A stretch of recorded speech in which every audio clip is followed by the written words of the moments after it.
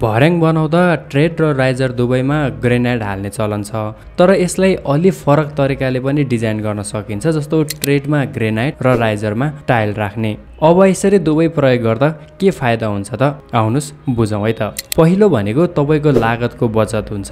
Granite महँगो सामग्री हो, यदि ट्रेड र राइजर दुवैमा ग्रेनाइट प्रयोग गर्नुभयो भने तपाईँको लागत धेरै बढ्छ, तर राइजरमा लोड पनि पर्दैन। त्यसैले त्यहाँ चाहिँ टाइल प्रयोग गर्नुभयो भने टाइलको लागत ग्रेनाइटको तुलनामा कम हुन्छ, जसले गर्दा तपाईँको ओभरअल कस्ट सेभ हुन्छ। यसै गरी अर्को फाइदा भनेको एस्थेटिक। तपाईँले एउटै रङ वा टेक्सचरको ग्रेनाइट भर्याङभरि प्रयोग गर्नुभयो भने यसको लुक अलिकति फ्ल्याट देखिन सक्छ, तर ट्रेडमा नेचुरल लुक दिने ग्रेनाइट र राइजरमा कन्ट्रास्टिङ कलरको टाइल राख्दा भर्याङ एकदमै आकर्षक देखिन्छ। यसले तपाईँको घरलाई स्मार्ट लुक दिन्छ। यसै गरी तेस्रो फाइदा भनेको घरको डेड लोड कम हुन्छ। ग्रेनाइट एकदमै हेभी हुन्छ, तर तुलनात्मक रूपमा टाइलको तौल कम हुन्छ। भर्याङको राइजर र ट्रेड दुवैमा ग्रेनाइट राख्दा घरको टोटल डेड लोड बढेर जान्छ, जसले स्ट्रक्चरमा अनावश्यक स्ट्रेस दिन्छ।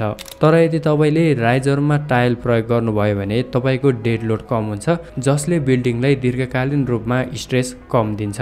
यो डिजाइन ट्रेडमा ग्रेनाइट र राइजरमा टाइल सस्तो, स्मार्ट र स्ट्रक्चरली सुरक्षित विकल्प हो। यसले फङ्सनालिटी र सौन्दर्य दुवैले सन्तुलनमा राख्छ।